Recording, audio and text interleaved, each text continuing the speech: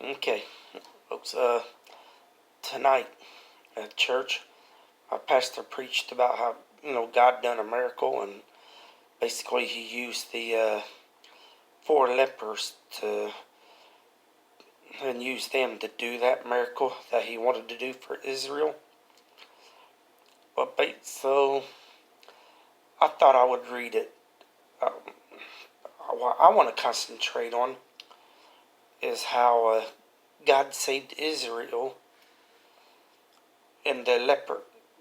And through their obedience to God, the lepers allowed themselves, through their obedience to God, to be used to save Israel. Basically, God done the miracle, but the lepers obeyed God, and that's how they were used to do that miracle to save Israel. So I'm going to start 2 Kings chapter 7, and just for the sake of transparency and all that, I brought it up on my computer at home, because right now, the way I'm situated, it's much easier. And every time I have double checked the KingJames.org with my King James Bible, it has matched up word for word, which is something I like. So I don't know how much that matters to anybody. I hope nobody's bothered by the fact that currently I'm reading off of a computer instead of having my actual Bible out. I do have a Bible at church. It just seems. And if I'm doing I like to read out of the Bible, but for now, just right now, it's easier for me to do this. And let me try to get back on track to what I was doing. Anyway, 2 Kings chapter 7, I'm going to start at verse 3 and read until I think I've got the point across, if that makes any sense. It says, "And there were 4 leprous men at the entering of the gate, and they said one to another, Why sit we here until we die? If we say, We will enter into the city, then the famine is in the city, and we shall die there. And if we sit here, we die also. Now therefore come, and let us fall unto the host of the Syrians. If they save us alive, we shall live, and if they kill us, we shall but die. And they rose up in the twilight to go unto the camp of the Syrians. And when they were come to the uttermost part of the camp of Syria, behold, there was no man there. For the Lord had made the host of the Syrians to hear a noise of chariots and a noise of horses, even the noise of a great host. And they said one to another, Lo, the king of Israel hath hired against us, and the kings of Hittites and the kings of the Egyptians to come upon us. Wherefore they arose and fled in the twilight, and left their tents and their horses and their asses, even the camp as it was, and fled for their life. And when these lepers came to the uttermost part of the camp, they went into one tent, and did eat and drink, and carried thence silver and gold and raiment, and went and hid it, and came again, and entered into another tent, and carried thence also, and went and hid it.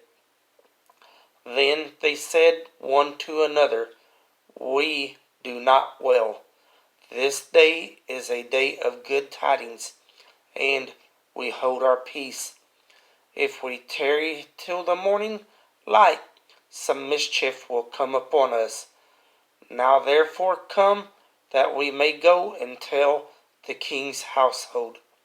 So they came and called unto the porter of the city, and they told them, saying, We came to the camp of the Syrians, and behold, there was no man there, neither voice of man, but horses tied and asses tied, and the tents as they were. And he called the porters, and they told it to the king's house within. And the king arose in the night, and said unto his servants, I will now show you what the Syrians have done unto us. They know that we be hungry, therefore are they gone out of the camp to hide themselves in the field, saying, When they come out of the city, we shall catch them alive and get into the city. And one of his servants answered and said, Let some take, I pray thee, 5 of the horses that remain, which are left in the city. Behold, they are as all the multitude of Israel that are left in it. Behold, I say, they are even as all the multitude of the Israelites that are consumed. And let us send thee.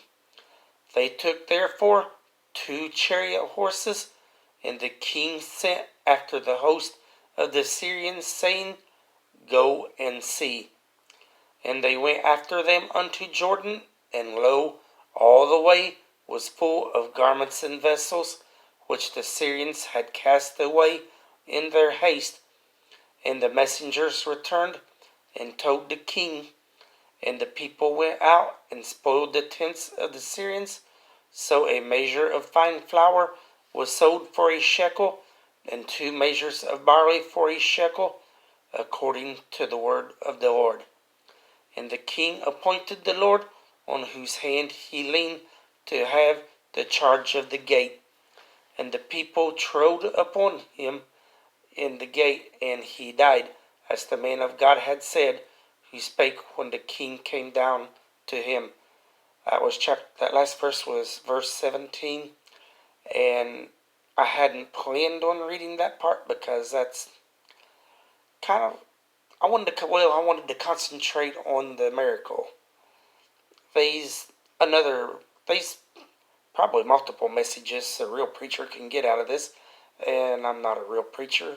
If I can get 2 different messages out of this, not being a real preacher, it's hard telling how many a real preacher can get out of them. But basically, God done a miracle, and to my mind, he used lepers to help with that miracle, and they were able to be messengers for that miracle. So to me, God used lepers to help save Israel. So I wanted to read that. Said my pastor talked about that tonight and really brought out some good stuff. And it's been sticking in my mind ever since he preached it. So, thanks for watching. Good night, and God bless.